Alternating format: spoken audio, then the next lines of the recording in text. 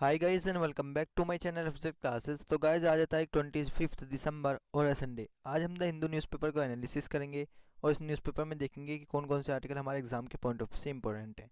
और अगर गाइस आपको इस न्यूज़पेपर का पीडीएफ चाहिए तो आप मेरा टेलीग्राम चैनल भी ज्वाइन कर सकते हैं, एफजेड क्लासेस हिंदू पीडीएफ। वहाँ से आपको डेली बेसिस पर इस न्यूज़पेपर की पीडीएफ मिल जाएगी। उसका लिंक मैं डिस्क्रिप्शन बॉक्स में डाल दूंगा। और गाइज आप सबको हैप्पी क्रिसमस।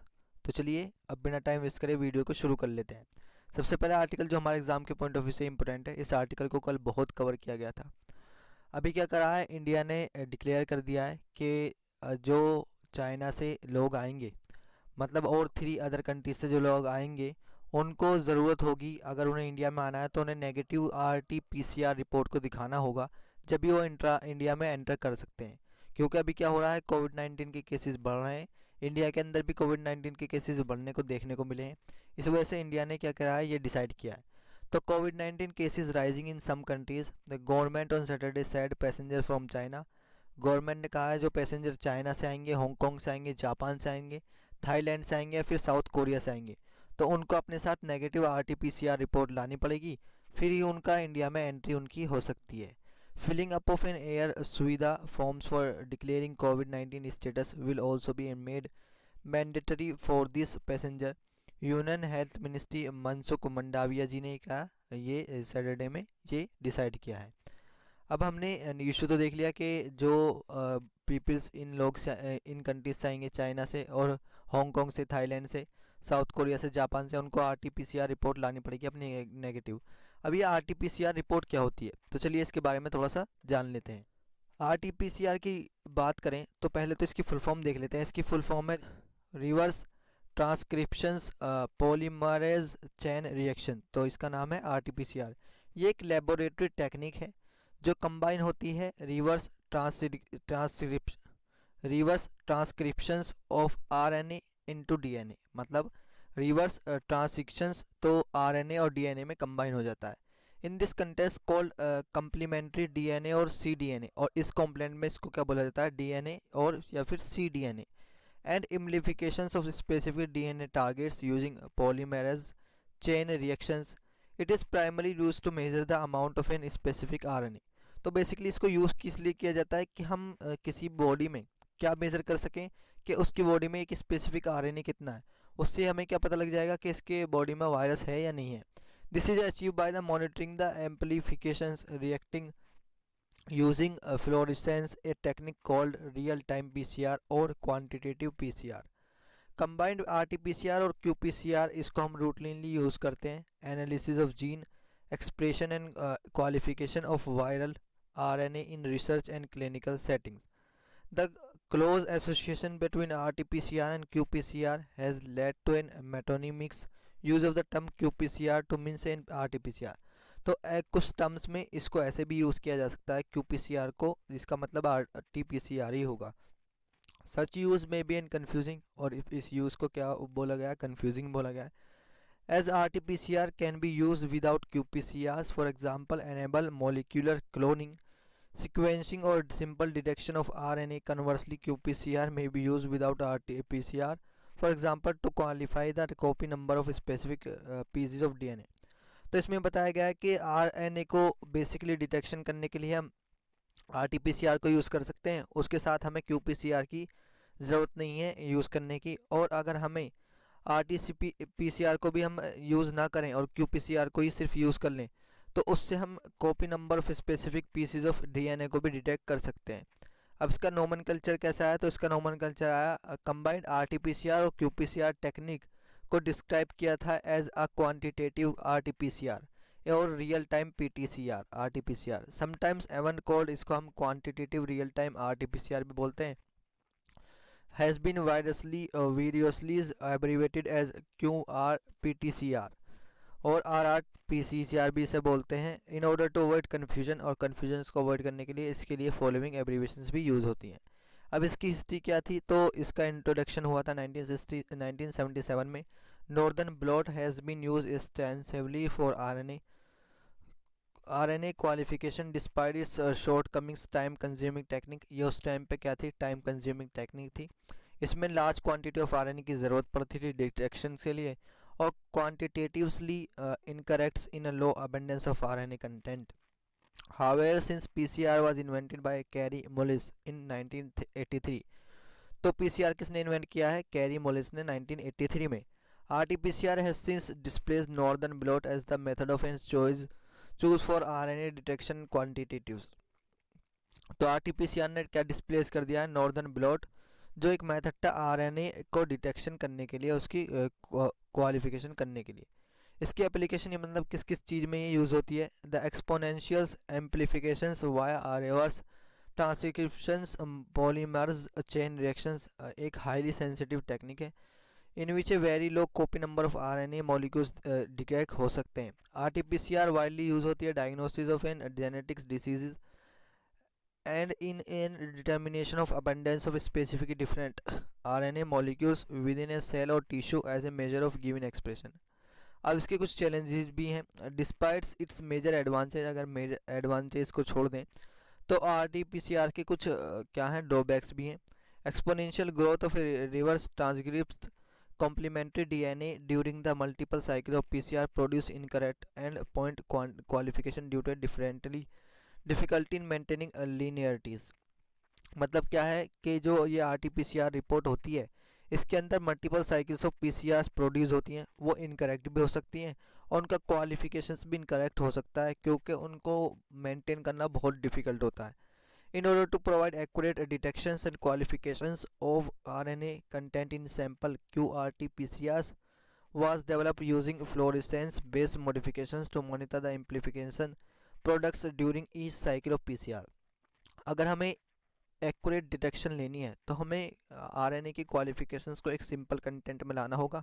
फिर हमें QRPTCR को यूज़ करना होगा जो कि एक फ्लोरेसेंस बेस्ड पर मॉडिफिकेशन हो सकता है और उसको मॉनिटर भी कर सकते हैं during each cycle of PCR.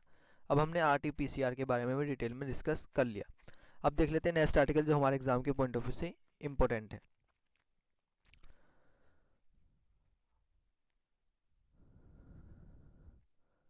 हाँ, नेक्स्ट आर्टिकल जो हमारे एग्जाम के पॉइंट ऑफ व्यू से इंपॉर्टेंट है वो 5th पेज पर दिया गया है.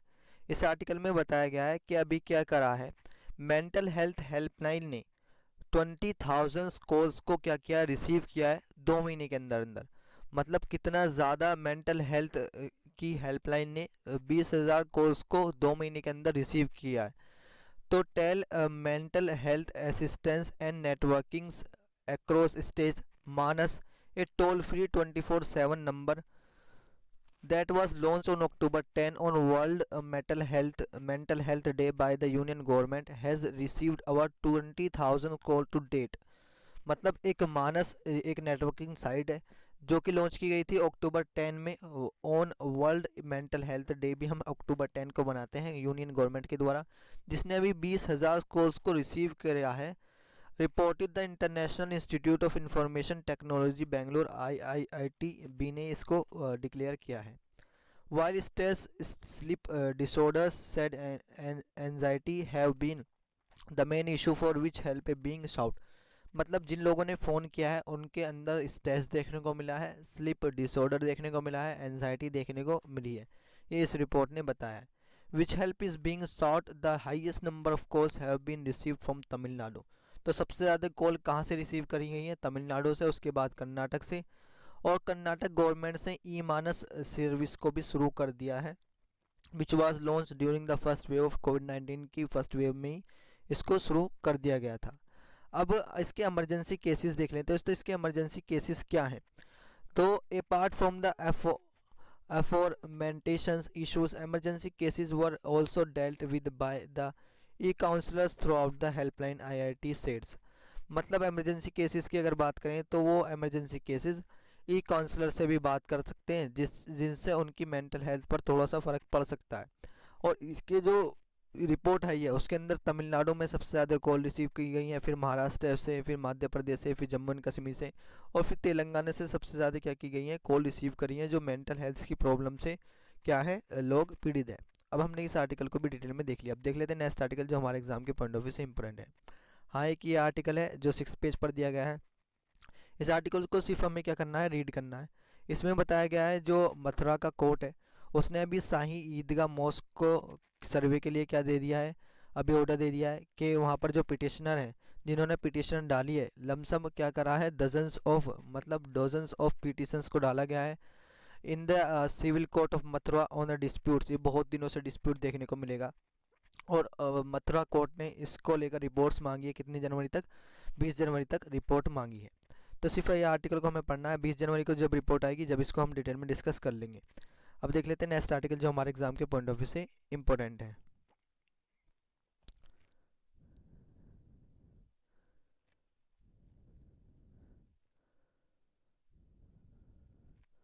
हाँ, ये आर्टिकल हमारे एग्जाम के पॉइंट ऑफ व्यू से इम्पोर्टेंट है क्योंकि गाइज संडे में एडिटोरियल्स नहीं आते तो साइंस एंड टेक का पेज आता है। तो 10th पेज पर ये आर्टिकल हमारे एग्जाम के पॉइंट ऑफ व्यू से बहुत इंपॉर्टेंट है। अभी कुछ दिन पहले क्या हुआ था, ग्रेट बैरियर रीफ्स में क्या हो गया था, क्लाइमेट चेंज की वजह से थोड़ी सी प्रॉब्लम देखने को मिली थी। तो साइंटिस्ट ने वहाँ पर सर्वे किया है और उन्होंने वर्ल्ड फर्स्ट ट्रायल किया है कि वो ग्रेट बैरियर रीफ्स को बचा सकते हैं। और साइंटिस्ट वर्किंग ऑन ऑस्ट्रेलियन, ये ग्रेट बैरियर रीफ आपको कहाँ देखने को मिलेंगी, ये ऑस्ट्रेलिया में देखने को मिलेंगी। ये कोराल्स होते हैं बेसिकली। आप अगर डीप सी में देखेंगे तो थोड़े आपको फ्लावर्स देखने को मिलेंगे, पत्तियाँ देखने को मिलेंगी, रंग बिरंगी पत्तियाँ देखने को मिलेंगी, तो उन्हें क्या बोलते हैं, हम कोराल्स बोलते हैं। तो साइंटिस्ट ने अभी सर्वे किया है ग्रेट बैरियर रीफ पे, have successfully trialled a new method for freezing and storing corals लेव they say could eventually help revealed reefs threatenings by the climate change. जो क्लाइमेट चेंज की वजह से इनका नुकसान हो रहा है, इनका कलर फेड सा हो जाता है क्लाइमेट चेंज की वजह से, तो उस चीज़ को साइंटिस्ट ने कहा है कि इस चीज़ को प्रिजर्व किया जा सकता है। Scientist are scrambling to protect coral reefs as rising ocean temperatures destabilise deliberate ecosystems. मतलब साइंटिस्ट ने कहा है कि इस चीज़ को प्रोटेक्ट किया जा सकता है कोरल रीफ्स को। और कोरल रीफ्स का ख़राब क्यों हो रही है कोरल रीफ्स, क्योंकि ओशन टेम्परेचर्स राइज हो रहा है जिसकी वजह से इकोसिस्टम वहाँ का ओशंस का बेकार देखने को मिल रहा है। अब इन्हें कोरल रीफ्स को कैसे प्रिजर्व किया गया है, तो frozen coral reefs can be stored and later reintroduce to the wild but the current process requires an sophisticated equipment including lasers. मतलब जो वहाँ की कोरल रीफ्स फ्रीज हो गई हैं ज़्यादा टेम्परेचर बढ़ने की वजह से समुद्र के अंदर, उनको भी रिकवर किया जा सकता है। उनके लिए इक्विपमेंट्स की ज़रूरत पड़ेगी जैसे लेजर्स। साइंटिस्ट से न्यू लाइट वेट क्रायोमॉक्स की ज़रूरत पड़ेगी, can be an manufacture cheaply and better preserve corals. तो उन्होंने दो चीज़ को बताया, एक तो लेजर्स की ज़रूरत पड़ेगी जो इक्विपमेंट्स में उन्होंने बताया, एक क्रायोमॉक्स की ज़रूरत पड़ेगी, उसको चीपली बनाया जाएगा और उसको फिर यूज़ किया जाएगा बेटर प्रिजर्व्स कोरल्स को लेकर। Australian Institute of an Marine Sciences AIMS, the coral had been collected from the reef from the tiers. और कोरल्स को कहाँ से कलेक्ट किया गया है, ग्रेट बैरियर रीफ्स के कोरल्स को कलेक्ट किया गया है, फिर उनके सैंपल से ये रिजल्ट आया है। बेसिकली मैश टेक्नोलॉजी क्या है, तो mesh technology which will help store corals larvae at an -196 degree Celsius was devised by a team from the University of Manchester मैनोस्टो college of science and engineering. मतलब मैश technology वो technology है जिसके अंदर हम कोरल्स को स्टोर कर सकते हैं at the temperature of -196 degree Celsius. मतलब इतने ज़्यादा टेम्परेचर पे भी क्या किया जा सकता है, मैश टेक्नोलॉजी के द्वारा कोरल्स को सेव किया जा सकता है। अब हमने ये आर्टिकल्स तो पढ़ लिया। अब इस आर्टिकल में हमें क्या पढ़नी है, ग्रेट बैरियर रीफ्स, क्योंकि इस बार इससे क्वेश्चन जरूर पूछा जा सकता है। बेसिकली ग्रेट बैरियर रीफ्स की बात करें तो ये वर्ल्ड्स की लार्जेस्ट कोरल रीफ सिस्टम आपको देखने को मिलेगा। इसमें और 2900 इंडिविजुअल रीफ्स देखने को मिलेंगी और 90 आपको आइसलैंड देखने को मिलेंगे जिसके अंदर 2300 किलोमीटर्स की आपको ये फैली हुई देखने को मिलेंगी। Reefs is located in Coral Sea, तो लीफ कहाँ पर आपको देखने को मिलेंगी, कोरल सी में, on the coast of the Queensland के कोस्ट पर आपको देखने को मिल जाएंगी। ऑस्ट्रेलिया के अंदर यह क्वींसलैंड आपको देखने को मिल जाएगा। Separated from the coast by channel 100 miles wide in places और 200 फीट डीप, आपको ये 200 फीट डीप देखने को मिल जाएंगी। ग्रेट बैरियर रीफ्स को सीन किया जा सकता है आउटर स्पेस से भी and is the world's biggest single structure है मेड बाय लिविंग ऑर्गेनिजम्स। तो एक दुनिया का सबसे बड़ा क्या है, एक लिविंग ऑर्गेनिजम्स है, लिविंग स्ट्रक्चर्स है जो लिविंग ऑर्गेनिजम्स के द्वारा बनाया गया है। ये क्या है, रीफ्स भी, बैरियर रीफ्स भी क्या है, आपको लिविंग ऑर्गेनिजम्स देखने को मिल जाएंगे। Reef structure is composed of an by built by billions of an tiny organisms known as coral polyps. तो रीफ्स बेसिकली ये बनती कैसे हैं, तो ये एक लिविंग ऑर्गेनिज्म होता है, जो टीनी ऑर्गेनिज्म होता है, छोटा सा ऑर्गेनिज्म होता है, उसकी वजह से ये बनती हैं। कोरल इन्हें पॉलिप्स बोलते हैं। It's support a wide diversity of life and was selected as a world heritage site in 1981। तो ये क्या करती हैं, सपोर्ट करती है वाइड डाइवर्सिटी को, जो डाइवर्सिटी देखने को मिल जाएगी समुद्र के अंदर, उसको भी ये सपोर्ट करती हैं। और इनको सेलेक्ट किया गया था as a world heritage site 1981 में। ये आपको ज़रूर याद रखना है, इनको कब सेलेक्ट किया गया था वर्ल्ड हेरिटेज साइट, तो 1981 में। CNA labeled it one of the 7 natural wonders of the world in 1997।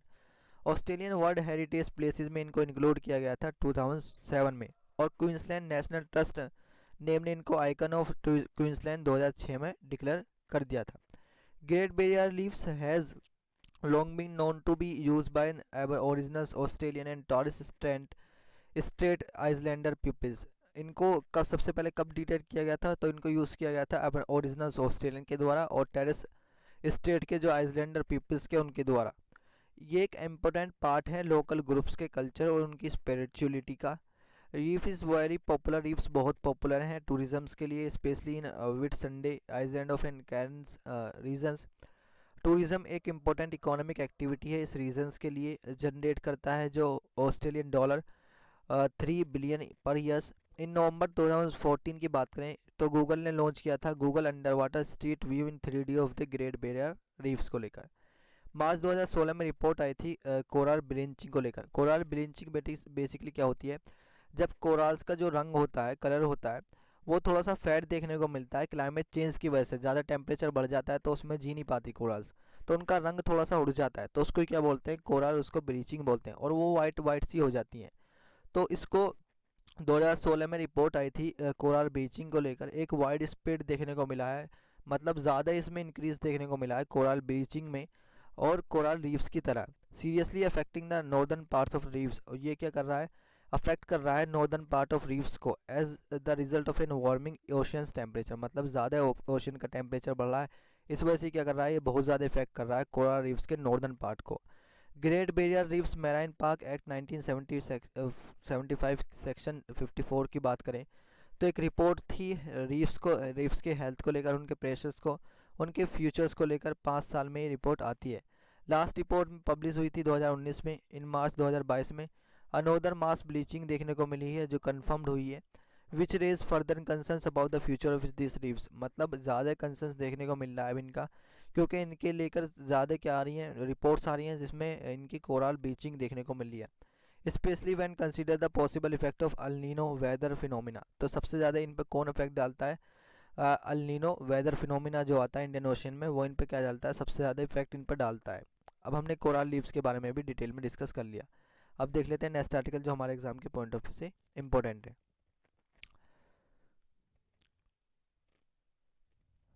हाँ, नेक्स्ट आर्टिकल जो हमारे एग्जाम के पॉइंट ऑफ व्यू से इम्पोर्टेंट है वो हमें डिटेल में डिस्कस करना है, क्योंकि आर्टिकल हमारे एग्जाम के पॉइंट ऑफ व्यू से बहुत इंपॉर्टेंट है। अभी क्या करा है, जो हमारे अफेयर मिनिस्टर हैं पीयूष गोयल साहब, उन्होंने क्या कर दिया है, राइट टू रिपेयर पोर्टल को शुरू कर दिया है, जो कंज्यूमर अफेयर मिनिस्टर हैं बेसिकली हमारे।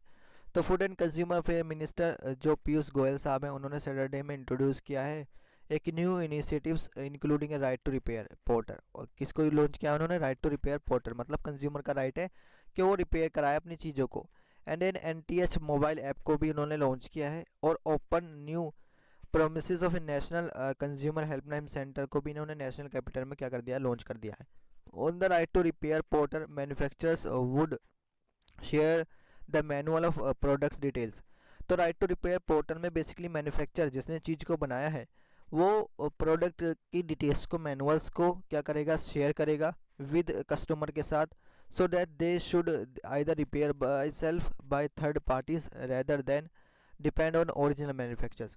मतलब जो मैन्युफैक्चर है वो इस पोर्टल पे उसकी डिटेल्स जो उसने बनाया है उसको शेयर करेगा, और फिर जब वो ख़राब हो जाएगा तो उसको जो कंज्यूमर है वो खुद या तो रिपेयर करे या थर्ड पार्टी से रिपेयर कराए, वो डिपेंड ना रहे ओरिजिनल मैन्युफैक्चर पर कि वो ही उसको ठीक करेगा। Initially mobile phones, electronics, consumer durables, automobiles और फार्मिंग इक्विपमेंट्स को इसके अंदर कवर किया गया है। इसकी थीम क्या है इस बार की, effective disposal of cases and consumer commissions. In the occasion of national consumer day, national consumer day पर इसको क्या किया गया, शुरू किया गया है। मिस्टर गोयल साहब ने कंज्यूमर्स कमीशंस को क्या किया गया, डिस्पोज कर दिया है। High number of pendency cases तो देखने को मिले हैं लास्ट 6 मंथ में। तो इसके अंदर फ़ायदे क्या होंगे, अब जो सामान है वो वेस्ट भी नहीं जाएगा, और क्या करेगा, कोई पैसा ज़्यादा खर्च भी नहीं करेगा नया खरीदने के लिए, और पुराने कोई रिपेयर कर सकता है। लेकिन जो मैन्युफैक्चर है उसको अभी क्या करनी पड़ेंगी, इस पोर्टल पर डिटेल्स जाननी पड़ेंगी उस प्रोडक्ट की, जिससे जो कंज्यूमर है वो उसको ठीक करा ले या फिर थर्ड पार्टी से ठीक करा ले, वो मैन्युफैक्चरर जो उसका ओरिजिनल है उस पर डिपेंड ना रहे। तो हमने इस आर्टिकल को भी देख लिया। अब देख लेते हैं नेक्स्ट आर्टिकल। तो नेक्स्ट आर्टिकल इसके साइड में दिया गया है। अभी एक ड्रोन स्टार्टअप कंपनी है जो प्राइवेट लिमिटेड है बेसिकली, गरुड़ा एरो स्पेस, उसने क्या करा है, उसे डीजीसीए का अप्रूवल मिल गया। तो इस आर्टिकल में हमें ने क्या कर लिया था, ड्रोन्स को तो कल पढ़ लिया था, अब हमें इस आर्टिकल में क्या पढ़ना है, डीजीसीए के बारे में। ये क्या है, director general of civil aviation, इसके बारे में हमें डिटेल में डिस्कस करना। तो डीजीसीए के बारे में थोड़ा सा देख लेते हैं। डीजीसीए की बात करें तो directorate general of civil aviation एक स्टैट्यूटरी बॉडी है गवर्नमेंट ऑफ इंडिया की, जो रेगुलेट करती है सिविल एविएशन जो हो रही है इंडिया के अंदर। मतलब जो भी फ्लाइंग हो रही है, मतलब जो भी उड़ानें हो रही हैं एयरक्राफ्ट के द्वारा, एरोप्लेन्स के द्वारा, उनको क्या देखती है, ये डीजीसीए देखती है। ये स्टैट्यूटरी बॉडी बनी under the aircraft amendment act 2020 के अंदर। इससे पहले ये स्टैट्यूटरी बॉडी नहीं थी। डीजीसीए इन्वेस्टिगेट करता है एविएशन एक्सीडेंट्स को और इंसिडेंट्स को, मेंटेन करता है सारी की सारी regulations related to aviation, any responsible है कि लाइसेंस दे pertaining to aviations like PPS, SPS और सीपीएस इंडिया को। इसका हेडक्वार्टर आपको श्री अरबिंदो मार्ग अपोजिट सफदरजंग एयरपोर्ट में देखने को मिल जाएगा, न्यू दिल्ली के अंदर। गवर्नमेंट ऑफ इंडिया ने प्लान किया है कि वो रिप्लेस करे ऑर्गेनाइजेशन को विद सिविल एविएशन अथॉरिटी के द्वारा, मतलब सीएए गवर्नमेंट लाने को सोच रही है डीजीसी को रिप्लेस कर कर। Model on the lines of American Federal Aviation Administration FAA, इसका विज़न है कि ये एंडीवर करे, प्रमोट करे, safe and efficient air transportation दे पूरे इंडिया में, और रेगुलेट करे प्रोएक्टिव सेफ्टी ओवरसाइट सिस्टम। अब इसके फंक्शन क्या है, ये रजिस्ट्रेशन कराता है सिविल एयरक्राफ्ट्स का, सर्टिफिकेशन देता है एयरपोर्ट्स को, लाइसेंस देता है पायलट्स को, एयरक्राफ्ट मेंटेनेंस इंजीनियर्स को मेंटेनेंस करता है, एयर ट्रैफिक कंट्रोलर करता है फ्लाइट इंजीनियर्स को, कंडक्टिंग एग्जामिनेशन कंडक्ट कराता है, और carrying out amendment to an aircraft act, aircraft rules and regulations requirement for comparing with the amendment of ICAO। ये इंटरनेशनल बॉडी है जो इंटरनेशनल लेवल पे क्या करती है, सिविल एविएशंस को क्या करती है, देखती है। इसका नाम है इंटरनेशनल सिविल एविएशन अथॉरिटी। ये डीजीसीए भी इसके अंदर ही काम करता है। तो हमने अब डीजीसी के बारे में डिटेल में डिस्कस कर लिया, उसके फंक्शंस को भी देख लिया। अब देख लेते हैं नेक्स्ट आर्टिकल जो हमारे एग्जाम के पॉइंट ऑफ व्यू से इंपॉर्टेंट है। तो गाइज ये आर्टिकल थे जो आज हमारे एग्जाम के पॉइंट ऑफ व्यू से इंपॉर्टेंट थे, क्योंकि संडे में आर्टिकल कम ही आते हैं। वीडियो अच्छे लगे तो वीडियो को लाइक करें, चैनल को सब्सक्राइब करें, और गाइज इस वीडियो को अपने फ्रेंड सर्कल में भी शेयर कर दें जिनसे उनकी भी हेल्प हो सके। तो चलिए मिलते हैं नेक्स्ट वीडियो में, तब तक के लिए थैंक यू, जय Hind and never give up.